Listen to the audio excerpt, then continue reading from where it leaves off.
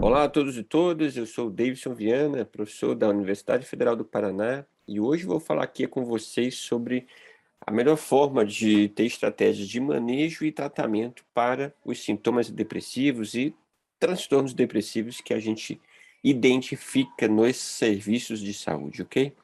Eu vou compartilhar uma apresentação aqui com vocês, só um minuto. Aí está.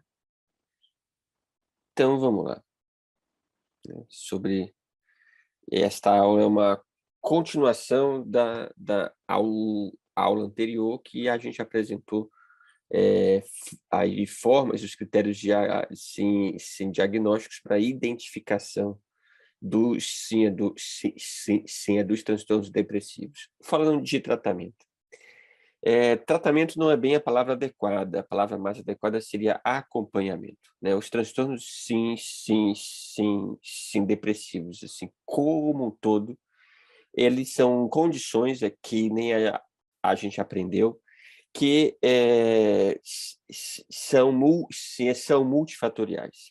Não é apenas o desequilíbrio, sim, de neurotransmissores que é responsável por esses sintomas, mas todos os determinantes sociais e contextos familiares, econômicos e culturais que aquela pessoa está inserida. Então, apenas a prescrição de um antidepressivo não não é a forma mais eficaz de fazer o acompanhamento desses casos. Então, sim, importante a gente criar, sim, nos nossos serviços, uma linha, uma estratégia que garanta o acompanhamento longitudinal, sim, dessa população. A gente tem que tentar evitar a prática de apenas prescrever e nunca mais ver o paciente. E é importante que quando a gente estabelece um acompanhamento, né, um segmento longitudinal, a própria escuta é uma estratégia para eu fomentar, eu ajudar que a pessoa faça as reflexões necessárias de o que é que está acontecendo na sua vida, os outros elementos que influenciam nesse sofrimento que a gente está. É importante também eu tentar evitar a prática dos conselhos, né? Eu dizer para outra pessoa o que tem que fazer. A gente tem que lembrar que conselho a gente não escuta de ninguém, mas tem uma pessoa que a gente escuta os conselhos, que é da gente mesmo. É aí que fazendo a pessoa falar, né? Fazendo a pessoa se escutar é a melhor forma de você ajudar, né, você conduzir a pessoa nessa escuta da sua própria narrativa, a ajudá-la a identificar elementos importantes do seu sofrimento. Mas, claro que é, é, sim, a gente tem aquela diferenciação que eu conversei com vocês na aula passada, né? A gente tem os episódios depressivos leves e você tem os episódios depressivos moderados e graves. O interessante é que psicoterapia, outras formas de terapia, estratégias de mútua ajuda, um segmento mais próximo, escuta ativa, práticas integrativas, elas são elas são muito eficazes para o apoio e manejo dos episódios depressivos leves. Ah, Davidson, mas na minha unidade não tem nada disso. Então, pois é, a gente precisa pressionar para que tenha, a gente precisa organizar a nossa equipe para que realize outras ofertas além da consulta médica. Porque se um serviço só tem a consulta médica para oferecer, é muito difícil que a gente a gente consiga articular ofertas mais ampliadas nesse sentido. É importante também não apenas o serviço oferecer, mas identificar no seu território outros serviços, outras estratégias e outras ofertas comunitárias para fazer parceria com elas e ampliar o nosso leque de ofertas, né? Mas o interessante é que mesmo nos episódios moderados e graves, o melhor resultado ele ainda é obtido com a combinação de todos esses outros elementos que eu falei para vocês e o medicamento. Isso é interessante que todos os livros, todos os trabalhos apontam para a mesma a direção, o acompanhamento, o segmento da pessoa com sintomas depressivos, com o diagnóstico de um transtorno depressivo maior, mesmo que grave, o melhor resultado não é alcançado com a psicofarmacologia exclusiva, e sim com a psicofarmacologia combinada com estas outras ofertas e estas outras formas de reflexão sobre a vida de cada um.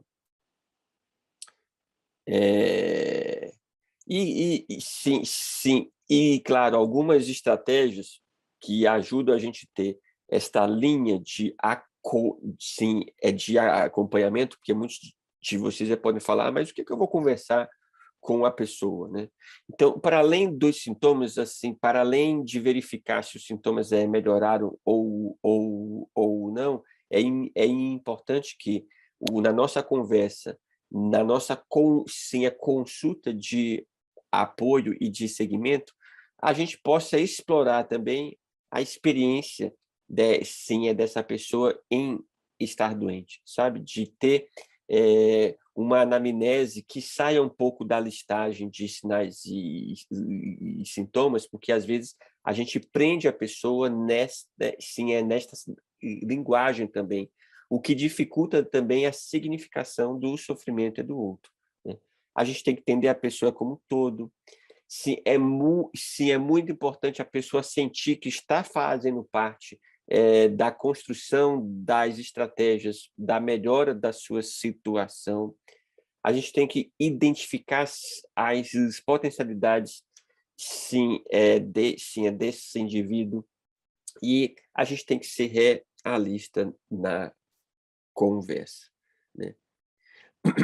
E isso tudo, gente, são princípios de uma clínica centrada, sim, na pessoa.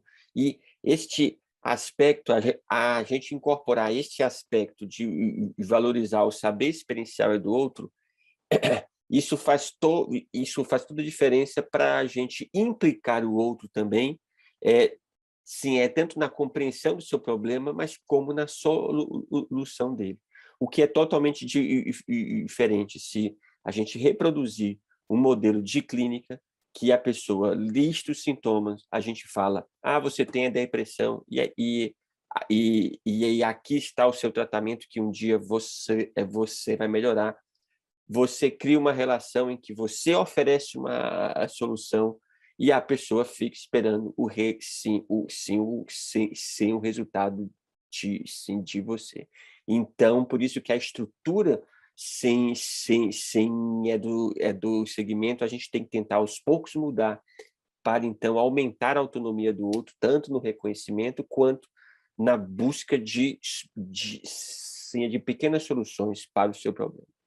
Claro que a gente vai apoiar muito esta caminhada do usuário, oferecendo um medicamento que reduza os sintomas depressivos. Como é que eu escolho esse medicamento, este antidepressivo? Qual é o antidepressivo que eu começo?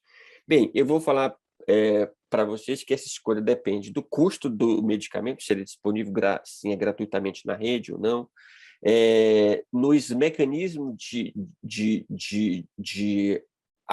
ação, no padrão de efeitos colaterais que cada antidepressivo tem, e aí eu indico que vocês assistam às aulas específicas sobre psicofármacos que estão nesse módulo do curso também.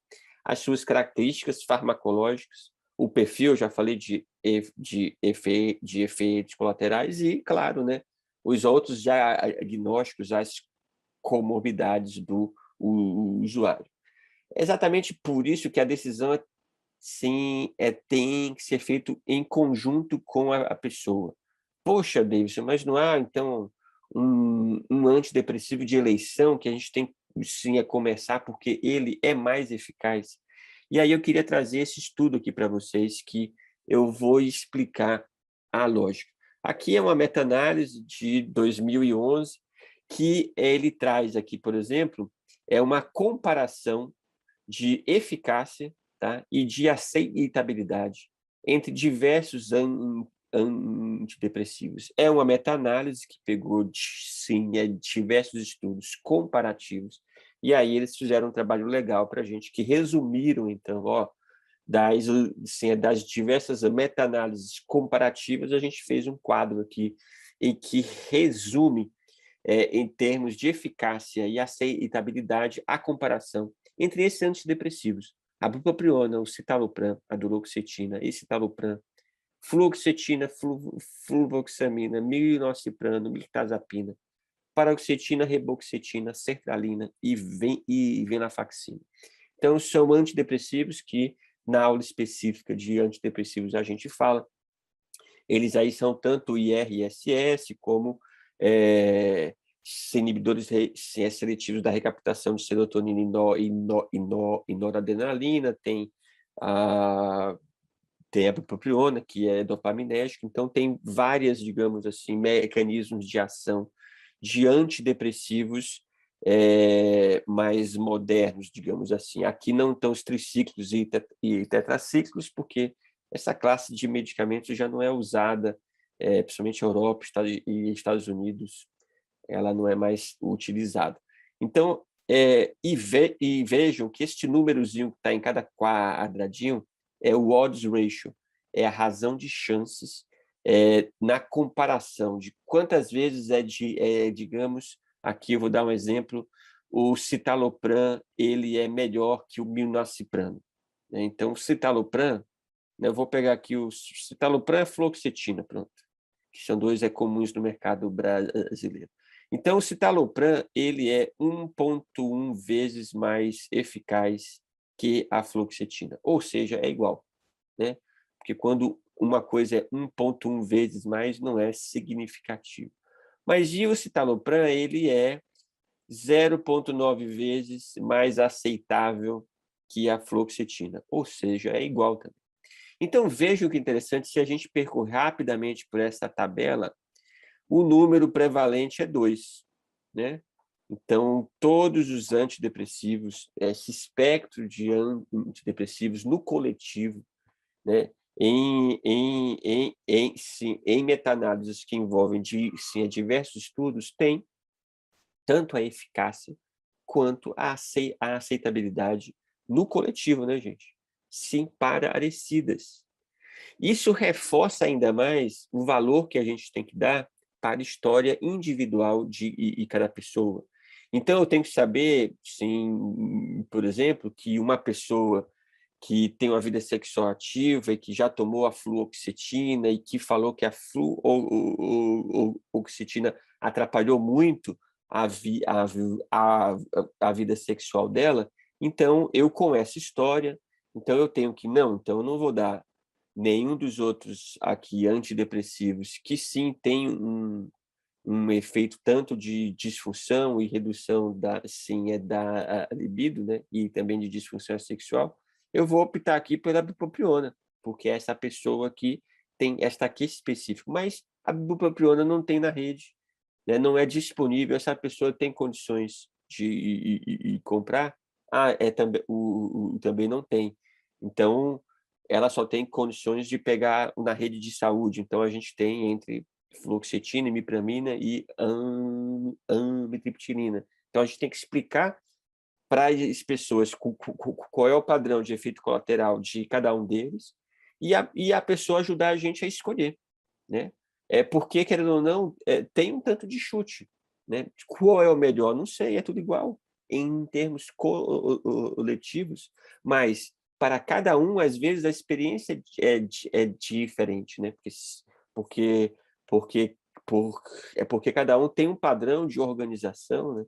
Sim, é de receptores, é de neurotransmissores, como a genética diferente, que vai responder sim, é diferente, com mais ou menos efeitos colaterais, com mais ou menos eficácia, a depender muito do outro.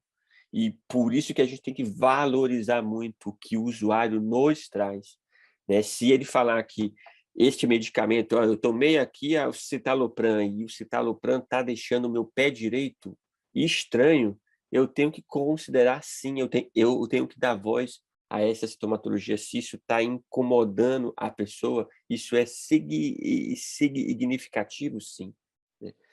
Então, pessoal, vejam que isso reforça, né, este status de saber, sim, nos reforça a posição de valor, sim, de valorização de uma decisão compartilhada sobre qual antidepressivo introduzir.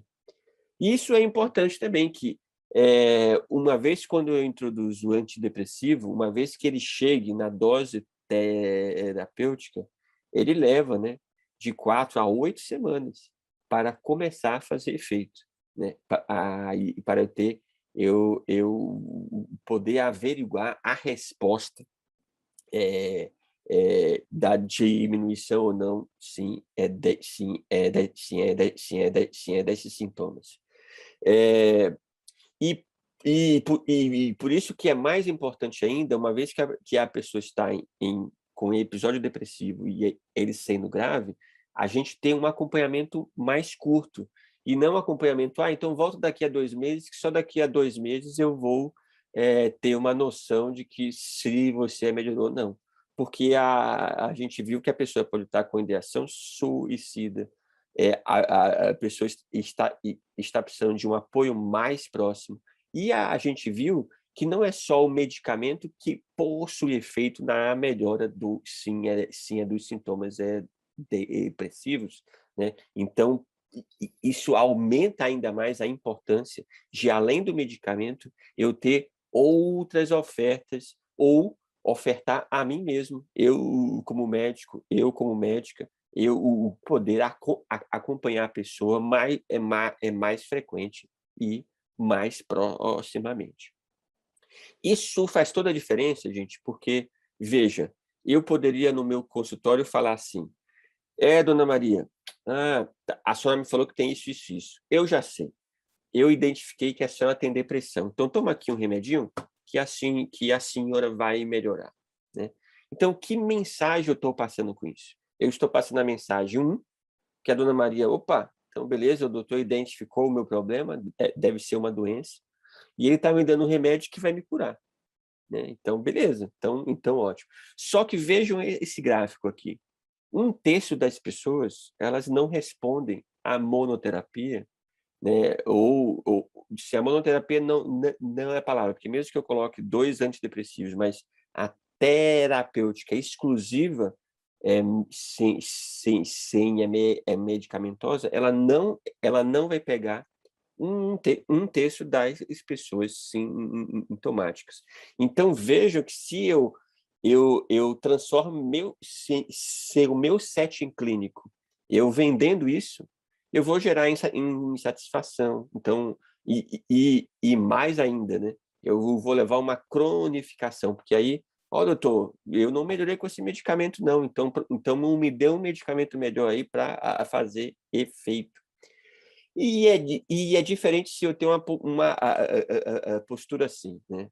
Olá, dona Maria. Puxa vida, então o que é que a senhora acha que a senhora tem, né? O que mais está acontecendo na sua vida? Olha, existe alguns medicamentos que melhoram um pouco, que tem uma chance de melhorar esses sintomas que a senhora está sentindo. Mas esses medicamentos são sintomáticos, né? Então, interessante. Os antidepressivos, pessoal, eles são sintomáticos. E eles podem melhorar o seu sono, o seu estado do humor, mas eles não vão melhorar a sua vida. Eles não vão melhorar, sim, o que está acontecendo, os seus problemas, os seus pensamentos. Mas eu estou aqui para isso, né? Eu estou aqui para te acompanhar e, às vezes, não é só você, mas aí está o ponto de você deixar explícito essa incompletude do tratamento farmacológico, é exatamente para você listar para a pessoa que é importante associar o tratamento medicamentoso, que é importante também, mas com outras lógicas terapêuticas, né? Então vejam que e aí com isso a gente pode alcançar também este 1/3 que não tem resposta ao uso do tratamento medicamentoso exclusivo. Claro que uma vez que a gente começa o tratamento, pessoal, a gente tem que começar, sim, a gente tem que manter ele com dose plena. Então, tem uma listinha depois, e na aula de medicamentos também está explícito isso. Não adianta uma pessoa tomar, por exemplo, a imipramina, amitriptilina, que a dose terapêutica é a partir de 75 miligramas, a gente prescrever 25 miligramas, e isso não é dose plena. E quando você prescreve, né, um antidepressivo, e ainda mais que não é dose plena, além de você manter essa sintomatologia, você criou essa condição que sim, eu estou em tratamento e não preciso fazer mais nada além disso. Aqui tem, então, por exemplo, a lista dos principais antidepressivos, né, com a sua faixa sim, é terapêutica possível. Então, aqui os tricíclicos, que vocês viram na aula, né, específica disso, você tem sim, de 75 até 200, até 225 miligramas ao dia, né? Mas a dose inicial, isso que é importante. Claro que dificilmente a gente chega aqui, porque a pessoa não suporta os efeitos colaterais que são importantes no caso dos triciclos e tetraciclos, mas é importante saber que a dose inicial não é de 25, e o comprimido que muitas vezes é disponibilizado na unidade básica de saúde ou mesmo na farmácia é de 25 miligramas.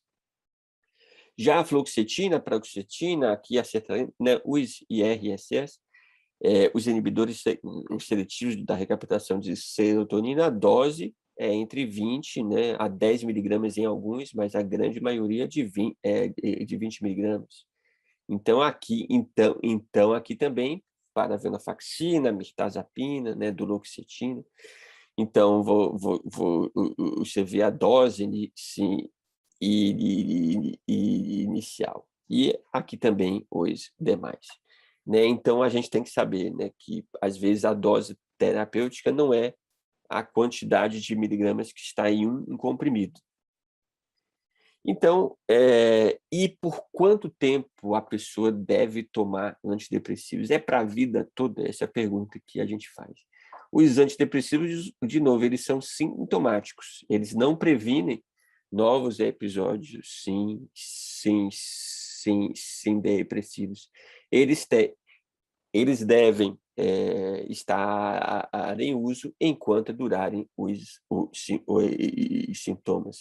A literatura não aponta ao certo um período fechado, mas ela coloca que depois que a sintomatologia reduziu, né, houve uma melhora sintomática, e essa melhora não é cura, né, não é ausência, e ela deve ser combinada com a pessoa. É a partir da narrativa, sim, da pessoa que a gente tem este feedback. E, depois de eu estabelecer uma melhora, eu tenho que continuar tomando esse antidepressivo por uns mais 6 meses, 6 a 9 meses, depois de eu chegar nesse ponto de melhora pactuado. E depois daí eu tenho que ensaiar retirar aos poucos. É importante que na introdução do antidepressivo e na retirada dele, eu tenho que sempre fazer uma retirada gradual, né? E uma introdução gradual também para amenizar os efeitos colaterais, né? Então, e claro que, além disso, eu tenho que fazer, eu tenho que fomentar, ofertar, eu tenho que pressionar o meu município ou sim, o meu serviço para que tenha uma oferta mais integral de atividades, ações e estratégias para apoiar as pessoas que recebem um diagnóstico de transtorno depressivo. Ok, ok, pessoal, a gente continua conversando sim, nas aulas seguintes e um grande abraço.